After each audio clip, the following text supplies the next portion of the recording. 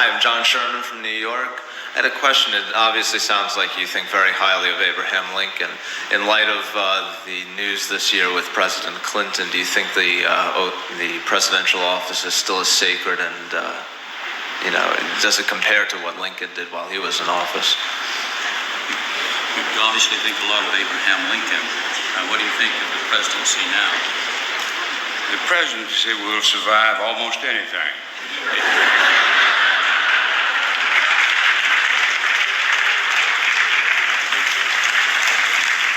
It survived U.S. Grant, survived Harding, survived Nixon, even survived Coolidge. So don't worry about the office crumpling under any kind of thing. All it takes is a really good man to come along, as Abraham Lincoln did, for instance, or Franklin Roosevelt.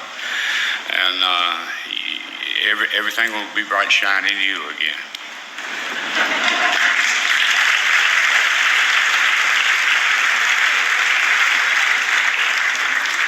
Hi, I'm Andrea Peterson, and I'm from Williamsburg, Virginia.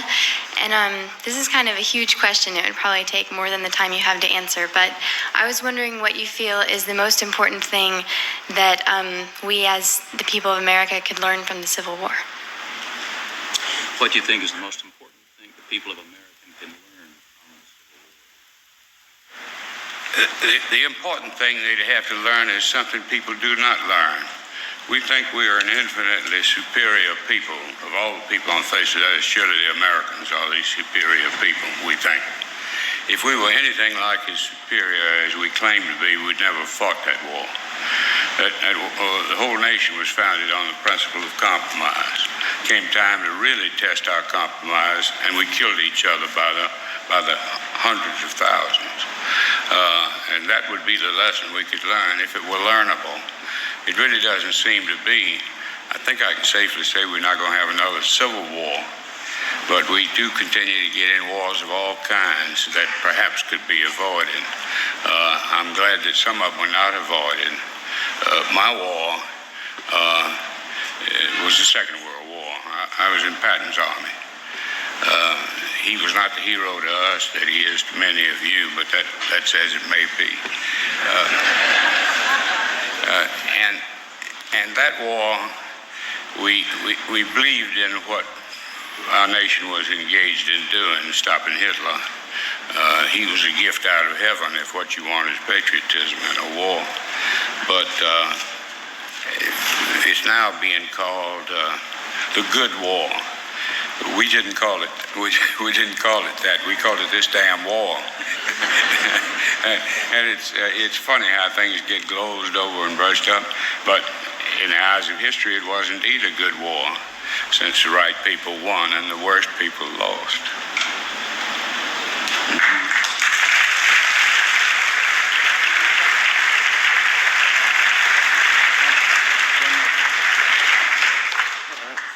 Hello, sir.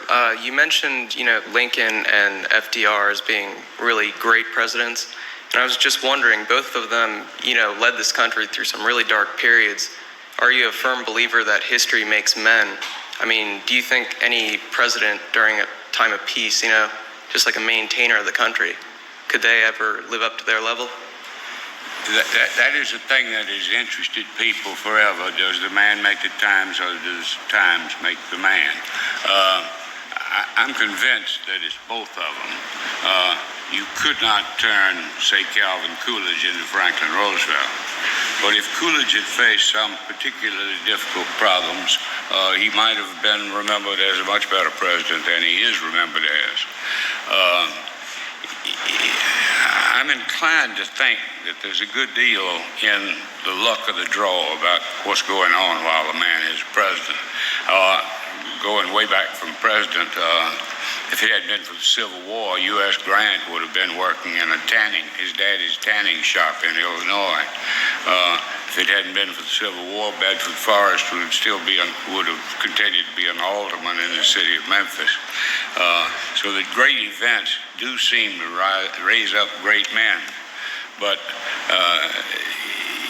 it'd be very hard to say which gets the most credit, the man who seized the opportunity and made the most of it, or the opportunity that seized the man and made the most of him. That's not a question I think we really can answer. It's an interesting speculation, though. Go ahead. My name's Chris Canacri. I'm from Burke, Virginia.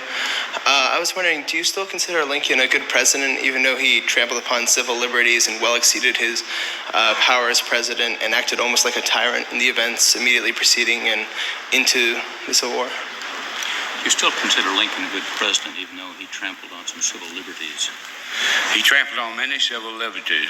He is, without a question, I don't know anybody who differs with me on this, the very greatest of our presidents. I'm firmly convinced of that. It's true that he faced the greatest trial and therefore made the greatest glory by being able to handle it. But he was more than that. Lincoln is an almost unbelievable creature. He is a very strange man in many ways.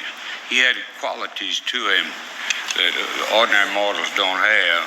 He could stand outside himself, look at himself, and analyze himself. This is very strange. He's a man who, before there were any publicists, he's already 6'4", so he puts another 6 or 8 inches on top of his head with a hat. He doesn't wear an overcoat because it would look kind of crazy. He puts a shawl around his shoulders. He's supposed to have written his speeches on the back of envelopes, which isn't true, but got to be known was. For diversion, he went into the public by going to the theater. That was his favorite diversion, where he could see and be seen. Lincoln will take any amount of analysis you want to devote to him, and you always wind up with not only admiration, but an incredulity that such a person could ever have had so many talents. And above all, he is one hell of a writer. He's knocking at the door of Mark Twain or any other American writer you know. Wasn't it his foremost duty as the president to uphold the Constitution?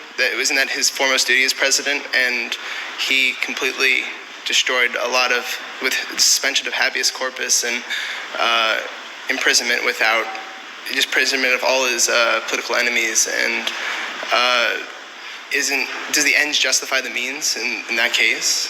Upheld the Constitution as his foremost responsibilities instead of violating habeas corpus and other constitutional laws? He claimed he did uphold the Constitution, but he said that the Constitution was flexible enough to be used in certain ways during certain crises.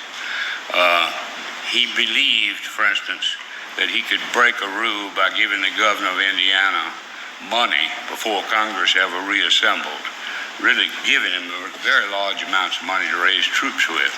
He claimed that in an emergency, there's room enough around the Constitution to move decisively.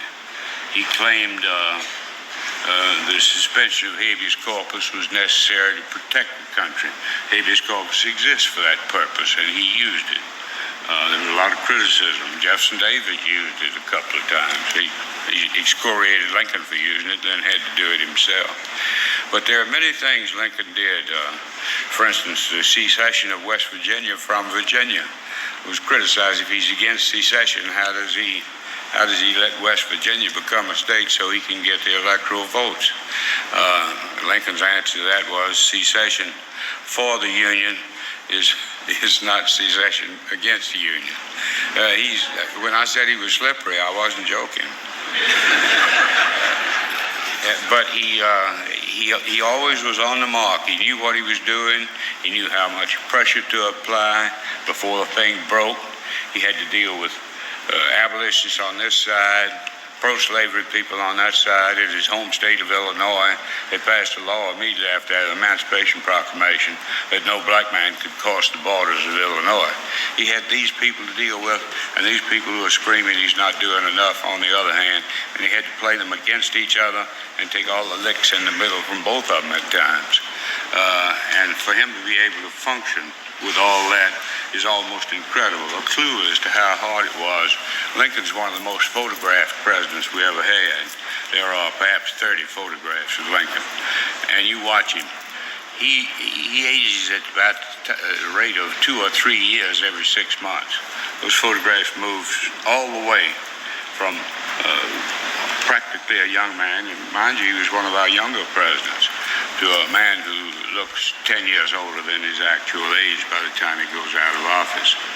His last picture is the only one where there's a trace of a smile. He's gotten the news of Appomattox, and the last picture was taken right after he got that news, and there's just a trace of a smile on his face. And it's hard to, the camera, you had to hold absolutely still for about 10 or 12 seconds. You had a clamp on the back of your head most of the time. That's the reason those men look so stern and even old. They're great portraits, so they ought to try doing that again. I think that's all the time. Good. I've enjoyed being with you.